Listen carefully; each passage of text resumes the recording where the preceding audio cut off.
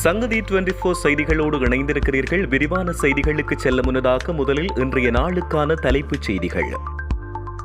கோட்டாபயவின் வீட்டில் பிள்ளையான் குழுவுடன் அசாத் மௌலானா அம்பலப்படுத்திய சட்டமா அதிபர் திணைக்களம்.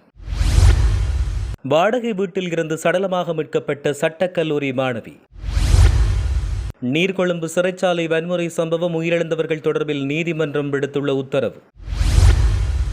நீர்கொழும்பு மோதலின் வெளிவராத ஒரு கதை, நீதியமைச்சரின் சிறப்பு அறிக்கை.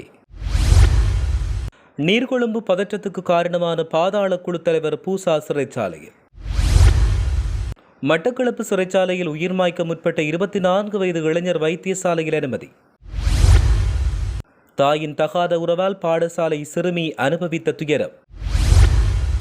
நீர்கொழும்பு சிறைச்சாலை மோதல், மனித உரிமைகள் ஆணைக்குழு அதிரடி. தொடர்வன விரிவான செய்திகள்.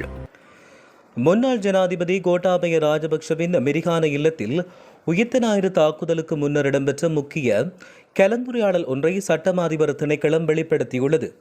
கோட்டாபயவின் இல்லத்துக்கு பிள்ளையானின் நெருங்கிய நண்பரான இனிய பாரதி அழைக்கப்பட்டிருந்ததாகவும், அவர் அங்கு சென்ற பொழுது அசாத் மௌலானா, பிள்ளையானின் சகோதரர் மற்றும் அவரின் முன்னாள் பொருளாளர் ஜெயராஜ் உள்ளிட்ட பலர் அங்கிருந்ததாகவும் சுட்டிக்காட்டப்பட்டுள்ளது.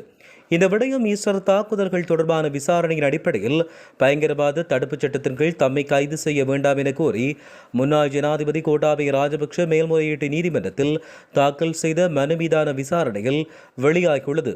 அசாத் மௌலானா வழங்கிய வாக்குமூலத்தின் அடிப்படையில் தம்மை கைது செய்ய நடவடிக்கை எடுக்கப்படுவதாக மனுவில் குறிப்பிட்டுள்ள கோட்டாபய ராஜபக்ஷ, தமக்கு அசாத் மௌலானாவுடன் எந்த தொடர்பும் இல்லை என்றும் அவரை தமக்கு தெரியாதென்றும் குறிப்பிட்டார். இந்த நிலையில் சட்டமா அதிபர் திணைக்களம் சார்பில் முன்னிலையான மேலதிக சொலிசிட்டர் ஜெனரல் சுகர்ஜி கேரத் கோட்டாபய தன்னுடைய மனுவில் குறிப்பிட்டுள்ள அந்த கூற்று உண்மைக்கு புறம்பானது என்று நீதிமன்றத்தில் தெரிவித்தார். கோட்டாபய அசாத் மௌலானாவும் ஒன்றாக இருக்கும் புகைப்படத்தை நீதிமன்றத்தில் சமர்ப்பித்த மேலதிக சொலிசிட்டர் ஜெனரல் இனிய பாரதி வழங்கிய வாக்குமூலத்தின் அடிப்படையில் அந்த புகைப்படத்தின் பின்னணியில் உள்ள சம்பவங்களை விளக்கியுள்ளதாக தெரிவிக்கப்பட்டுள்ளது. பாணந்துறை வடக்கு கல்கனவு வீதியில் உள்ள வீடொன்றில் இருந்து சட்டக்கல்லூரி மாணவி ஒருவர் சடலமாக மீட்கப்பட்டுள்ளார். குறிப்பாக 26 வயதுடைய மாணவியே சடலமாக மீட்கப்பட்டுள்ளார். உயிரிழந்தவர் தனியார் பல்கலைக்கழகம் ஒன்றில் கல்வி பயிலும் சட்டக்கல்லூரி மாணவி என அடையாளம் காணப்பட்டுள்ளார். குறித்த மாணவி உயிரிழந்த வாடகை வீட்டில் தனியாக வசித்து வந்துள்ளதோடு தன்னுடைய படிப்பையும் தொடர்ந்துள்ளார்.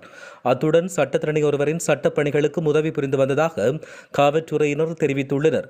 இந்த மரணம் தொடர்பில் பாணந்துறை வடக்கு காவல்துறையினர் மேலதிக விசாரணைகளை மேற்கொண்டு வருவதாக தெரிவிக்கப்பட்டுள்ளது.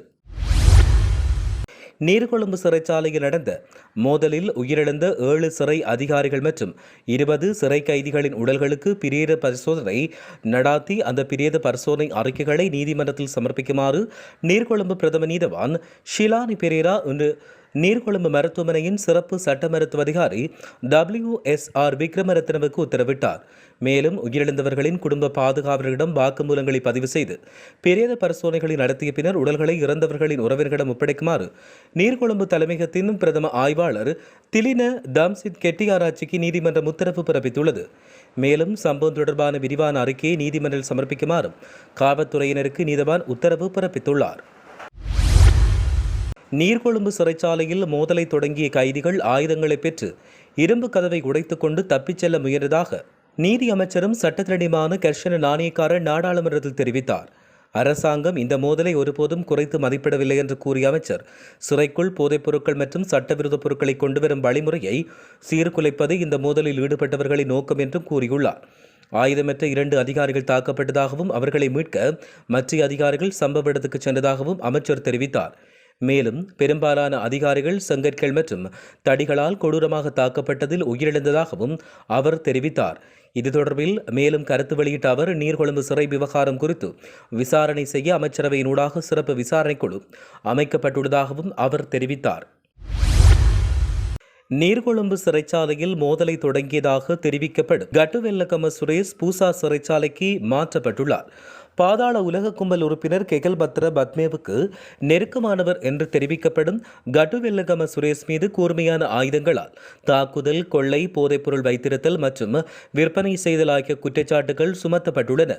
2016ஆம் ஆண்டில் நாரமலை பகுதியில் உள்ள ஒரு கோயிலில் துறவி மற்றும் அவரின் உதவியாளரை தாக்கியதாகவும் மற்றொரு சாய்கியாவை சேதப்படுத்தியதாகவும் அவர் மீது குற்றச்சாட்டுகள் முன்வைக்கப்படுகின்றன.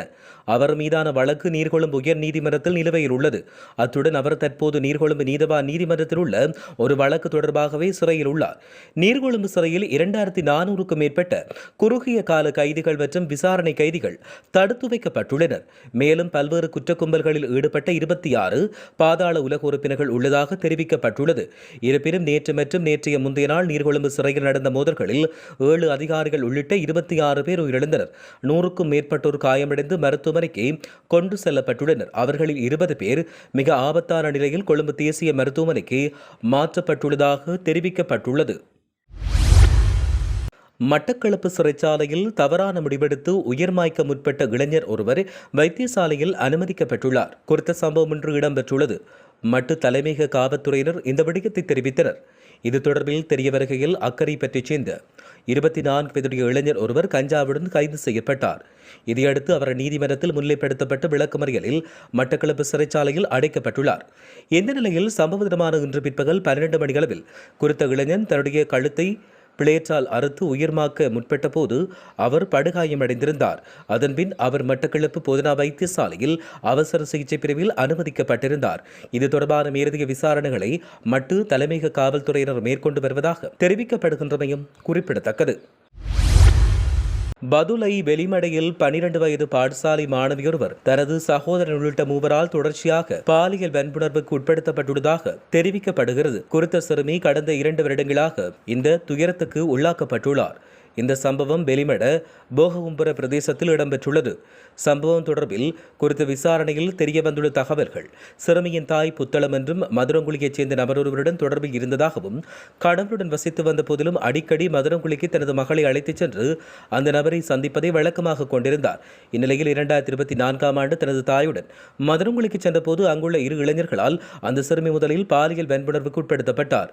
அதைத் தொடர்ந்து 2026ஆம் ஆண்டு ஜனவரி மாதம் முதல் பாதிக்கப்பட்ட சிறுமியின் 21 வயதுடைய சொந்த சகோதரனை அவரை தொடர்ந்து பாலியல் வன்புணர்வுக்கு உள்ளாக்கியுள்ளார். சம்பவத்தை தொடர்ந்து பாதிக்கப்பட்டுள்ள சிறுமி மருத்துவ பரிசோதனைக்காக வெளிமடை ஆதார வைத்தியசாலையில் அனுமதிக்கப்பட்டுள்ளார். சந்தேக நபர்களை கைது செய்வதற்கான மேலதிக விசாரணைகளை பதுளை மாவட்ட உதவி போலீஸ் அத்தியட்சகர் உதயகுமார் மற்றும் பண்டாரவளை பிரிவு சிரேஷ்ட போலீஸ் அத்தியட்சகர் PMG பெரேரா ஆகியோரின் அறிவுறுத்தலின் பெயரில் போகவும்புர போலீஸ் நிலைய பொறுப்பதிகாரி தலைமை போலீஸ் பரிசோதகர் TRNR பண்டார தலைமையிலான குழுவினர் விசாரணைகளை மேற்கொண்டு வருகின்றனர். நீர்கொழும்பு சிறைச்சாலையில் இடம்பெற்ற சம்பவம் தொடர்பில் விசேட விசாரணை ஒன்றை நடத்த இலங்கை மனித உரிமைகள் ஆணைக்குழு தீர்மானித்துள்ளது. குறித்த சம்பவம் தொடர்பில் முழுமையான விசாரணை நடத்த ஆணைக்குழு தீர்மானித்துள்ளதாக தெரிவிக்கப்பட்டுள்ளது.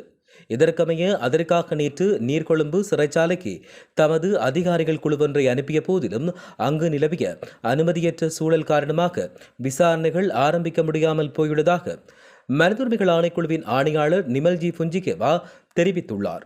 எவ்வாறாயினும் எதிர்வரும் சில நாட்களில் நீர்கொழும்பு சிறைச்சாலைக்கு சென்று குறித்த சம்பவம் தொடர்பில் முழுமையான விசாரணைகளை ஆரம்பிக்க உள்ளதாக நிமல் ஜி புஞ்சிகேவா மேலும் தெரிவித்தார். இத்துடன் செய்திகள் யாவும் நிறைவு பெறுகின்றன. மேலதிக செய்திகளுக்காக சங்கதி 24.com உடன் இணைந்திருங்கள். வணக்கம்.